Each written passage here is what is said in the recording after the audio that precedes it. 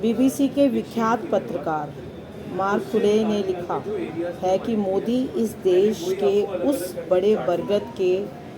दरख्त को उखाड़कर फेंकने में लगा है जिसमें वर्षों से विषैले कीड़े लगे हुए हैं। इसके लिए उन्होंने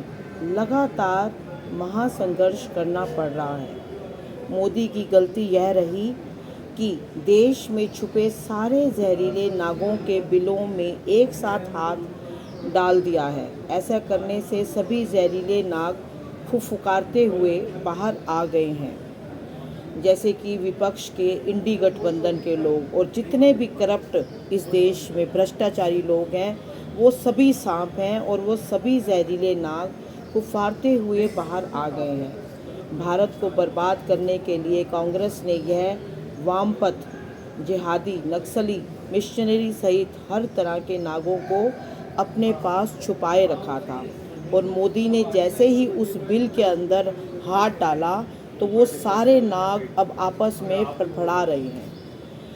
तो ये तो 2014 में मोदी सत्ता में आ गए और इन जहरीले नागों को पूरे देश में परिचित करा दिया। उन्होंने सबसे परिचय करवाया कि ये नाग कांग्रेस ने छुपा रखे हैं और इन्हें बेनकाब कर दिया, वरना ये जहरीले नाग आने वाले समय में इस भारत भूमि और जातिवाद में बटे हुए हिंदुओं को इन जहरीले नागों ने निगल जाना था और हमारी आने वाली पीढ़ियों के पास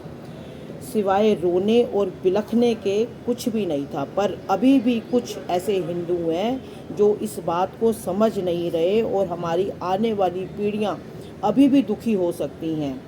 लेकिन यह जहरीले नाग अभी भी कुछ बटे हुए हिंदुओं को अपनी तरफ खींच लेने में कामयाब हो जाते हैं। इसलिए मोदी को अभी बहुत संघर्ष करना पड़ रहा है और अभी और भी करना पड़ेगा। जो इस बार के वोट रिजल्ट्स आए हैं उससे ये शो होता है कि मोदी को बहुत ज़्यादा संघर्ष करना पड़ रहा है, बहुत ही ज़्यादा। और मोदी संघर्ष कर भी रहे हैं, परंतु इस देशवासियों को, खासकर हिंदुओं को, मोदी के साथ डटकर खड़े रहना होगा, क्योंकि मोदी ने यह जंग अपने लिए नहीं लड़ रहा वो, बल्कि हमारे लिए लड़ रहा है और यह हमारे देशवासी बच्चों के लिए लड़ रहा है और आने वाली पीढ़ियों के लिए ये जंग लड़ रहा है और उनके उज्जवल भविष्य के लिए लड़ रहा है। इसीलिए मेरी आप सब लोगों से हाथ जोड़कर गुजारिश है कि इस वीडियो को आप ज़्यादा से ज़्यादा शेयर करो, ताकि हमारे बीच में जो बटे हुए हिंदू हैं उनके अंदर जागृति आए कि